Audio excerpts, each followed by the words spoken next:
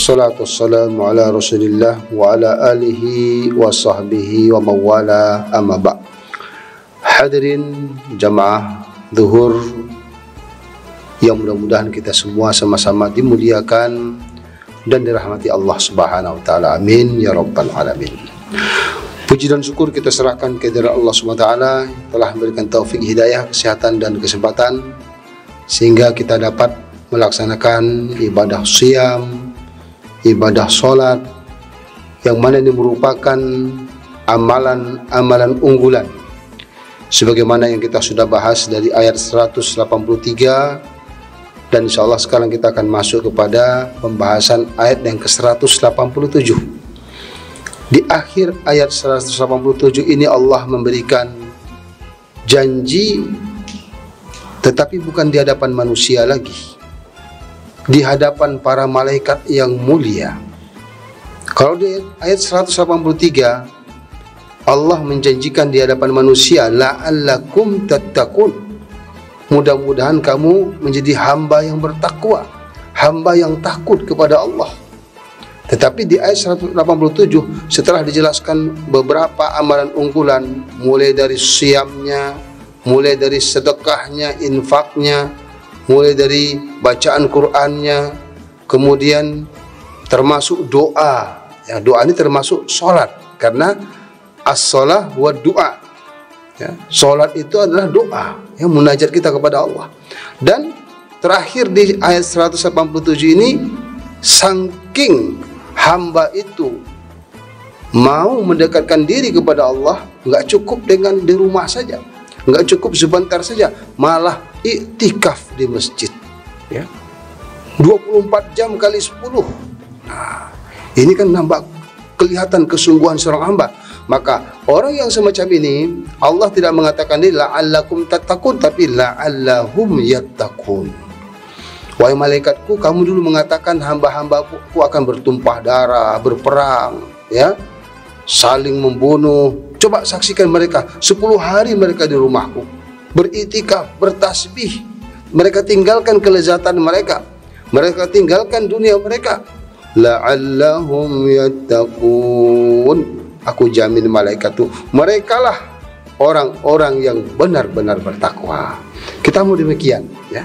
Maka insyaallah pada ayat yang ke-187 ini kita baca sedikit, ya, karena ayat cukup panjang. Allah berfirman, a'udzubillahi minasyaitonirrajim, bismillahirrahmanirrahim. Uhilla lakum lailatas siyamir rafatu ila nisaikum hunna libasun lakum wa antum libasun lahun. Alimallahu annakum kuntum takhtanuna anfusakum fataba alaikum wa afa ankum فالآن باشروهن وابتغوا ما كتب الله لكم وكلوا واشربوا حتى يتبين لكم الخيط الأبيض من الخيط الأسود من الفجر ثم أتموا الصيام إلى الليل ولا تباشروهن وأنتم عاكفون في المساجد تلك حدود الله فلا تقربوها كذلك يبين الله آياته للناس لعلهم يتقون.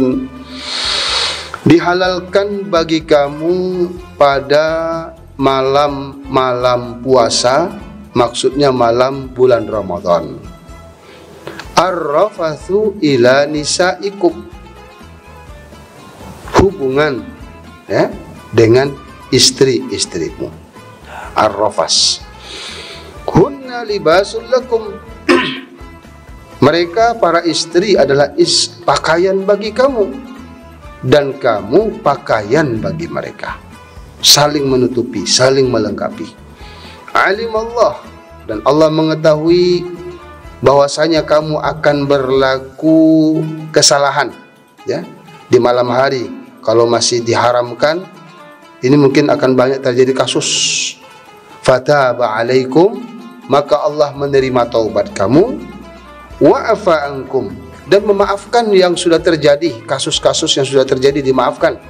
Fal ana bashiruhunna, maka sekarang silakan dihalalkan bagi kamu melakukan hubungan dengan istri-istrimu. Wabtaghu ma kataballahu lakum, dan carilah hal-hal yang diinginkan Allah kepada kamu. Ya. Pernikahan bukan hanya untuk melampiaskan seksual saja, tapi jauh lebih itu, jauh lebih dari itu, mendapatkan keturunan yang soleh dan soleha, mendapatkan ketenangan dan sebagainya. Wa kulu washrabu hatta yatabayyana lakumul khaytul abyadu minal khaytil aswad minal fajr. Silakan kamu makan, minum di waktu malam hari sampai jelas benang putih dari benang hitam. Artinya sampai terbit fajar.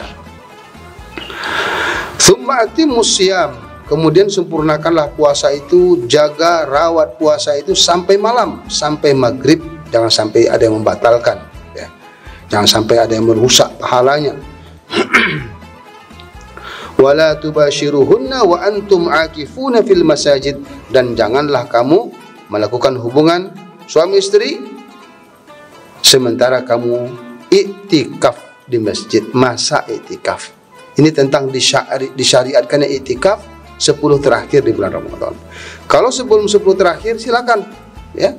Tapi kalau sudah niat iktikaf, walaupun kita pulang ke rumah sebentar, pulang waktu sahur, tidak dibolehkan lagi, ya.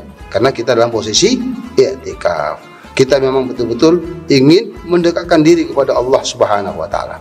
Tilka hududullah, demikianlah batas-batas, ya, hukum-hukum Allah. Fala taqrabuha, jangan kamu melampaui batas, ya. Hal yang sudah diharamkan, dilarang, jangan dilanggar, ya, jangan lampaui batas. Tentu akan mendapatkan dosa. Kadzalika yubayyinullahu ayatihi linnas, demikianlah Allah menjelaskan ayat-ayatnya, ya. Tanda-tanda kebesarannya dalam Al-Quran ini, la'allahum yattaqun, mudah-mudahan kamu.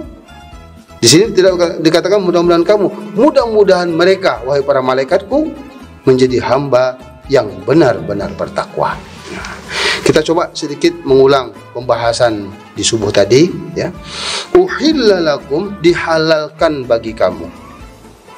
Berarti kalimat dihalalkan, ya, mafhumnya berarti sebelum ini diharamkan, ya, hubungan suami istri pada malam bulan Ramadan itu diharamkan karena ada kalimat dihalalkan. Tapi sekarang dihalalkan, ada asbabun nuzulnya, karena ada di antara para sahabat, di antaranya Umar bin Khattab, Ubay bin Ka'ab, dan yang lain, ya, terjadi kasus mereka melapor kepada Rasul, ya Rasul, kami tadi malam melakukan hubungan suami istri, padahal kami sudah tidur, ya, sebelum sahur, ya. Ternyata bukan Umar sendiri, banyak yang lain. Akhirnya turunlah ayat ini, uhilla lakum lailatas syiyam, dihalalkan bagi kamu wahai umat Islam pada malam-malam bulan Ramadan ar-rafas. Ar-rafas ini sebenarnya artinya perkataan yang merayu, perkataan-perkataan sebagai muqaddimah, ya. Kata-kata yang membangkitkan syahwat, ini yang dikatakan ar-rafas. Karena Al-Quran tidak ada satu ayat pun menggunakan kalimat langsung untuk hubungan intim ini. Kenapa? Karena Al-Quran ini akan dibaca terus. Jadi Allah menjaga kitab sucinya ini, walaupun tujuannya kita tahu, maksudnya memang itu, tapi dengan bahasa yang indah, dengan bahasa kinayah, ya. Seperti di ayat yang lain, fa'tu harthakum, datangilah kebun kamu. Kebun di sini maksudnya istri, tapi dibuat kebun, ya. Begitu indahnya Al-Quran, sehingga kita yang mendengar indah, kita yang mendengar tidak risih, walaupun di depan anak kita sendiri, walaupun di depan orang tua kita, karena bahasanya bahasa yang indah, yang halus. Dan ini mengajarkan kepada kita juga, ketika kita membahas masalah-masalah sensitif, kita jaga, ya, jangan sampai ini harus transparan, ini harus, tidak boleh, ya. Kita jaga perasaan orang, kita jaga, mungkin di situ ada orang yang harus kita hormati, ya. Jadi berbicara dengan yang indah, ya, menjaga adab dan sebagainya. Jadi Al-Quran Subhanahu wa taala menuntun kita untuk hal demikian. Ar-rafathu ila nisaikum, dihalalkan. Nah, ini satu pendapat. Satu pendapat lagi mengatakan di sini bukan berarti diharamkan sebelumnya, ya, dihalalkan.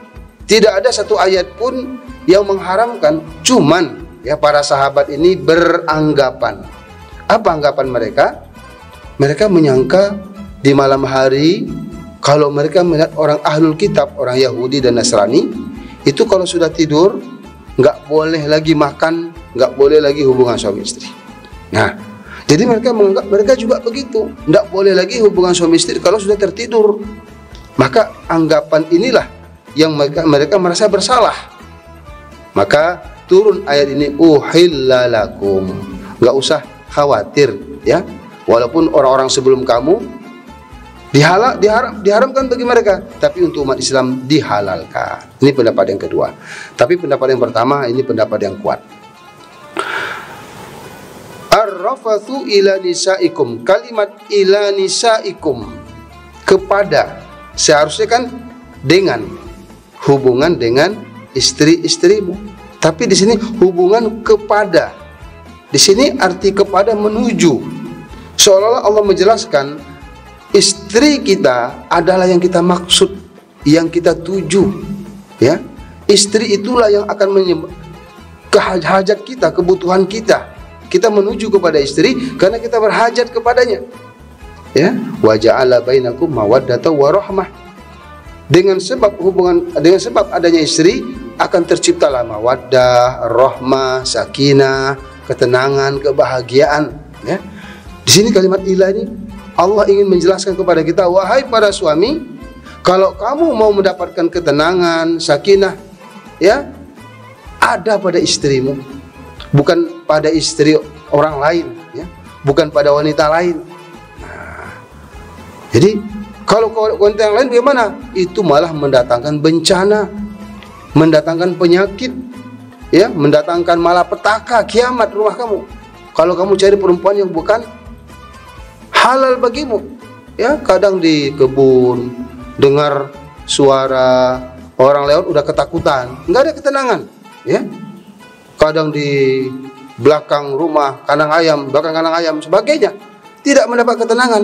Kadang kita lihat, ya, kita melihat bapak-bapak kita, kadang orang-orang besar kita, pejabat-pejabat, alasan pergi ke Jakarta, ya, alasan tugas, ternyata di sana mereka ingin mencari ketenangan. Mereka menganggap dengan perempuan-perempuan ini dapat ketenangan, ya. Mungkin mereka belum membahas, belum pernah baca tafsir ayat ini, ila nisaikum. Kebahagiaan itu ada pada istri kita yang sah. Itu jaminan Allah Subhanahu wa taala. Ila nisaikum. Kenapa? Hunna libasul lakum wa antum libasul lahunna. Mereka pakaian bagi kamu. Allah sudah siapkan pasangan-pasangan kita yang halal, yang suci, yang dijamin, ya. Kalau wanita lain belum dijamin lagi, mungkin dia punya penyakit, mungkin dia punya masalah besar, kita nggak tahu, ya. Maka di sini hunna, para istri itu pakaian bagi kamu. Ini bahasa kinayah juga.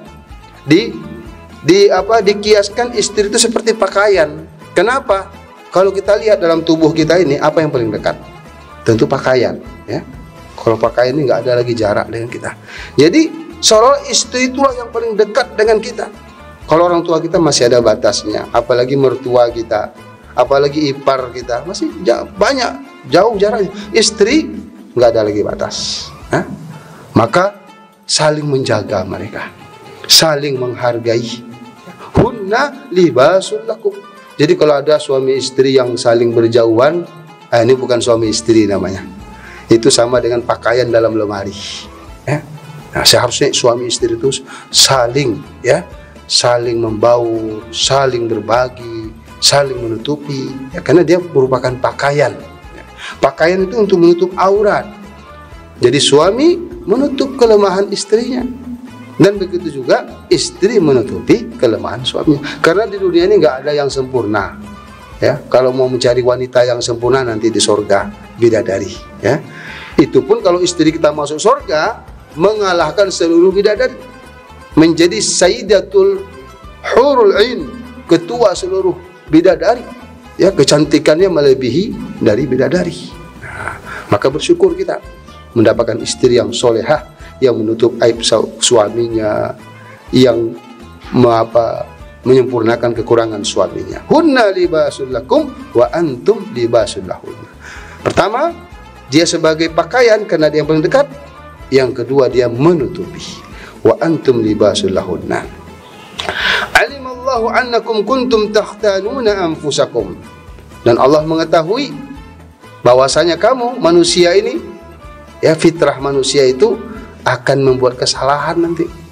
Kalau diharamkan, tak boleh hubungan suami pada malam hari, sementara dia satu kamar dengan kita, tambah lagi baunya harum lagi umpamanya, ya. Tentu keinginan ibarat makan gitu ya, makanan dari depan kita, makanannya lezat, enak lagi, harum lagi, ya. Tentu kita otomatis akan terjadi. Maka Allah yang maha mengetahui kebutuhan kita. Alimallah, Allah mengetahui kamu akan berbuat demikian, ya, khianat kepada diri kamu. Fataba alaikum, maka Allah menerima taubat kamu. Kamu menyangka itu diharamkan, atau memang diharamkan sebelumnya, terjadi juga, Allah menerima taubat kamu. Wa'afa ankum, dan memaafkan kamu.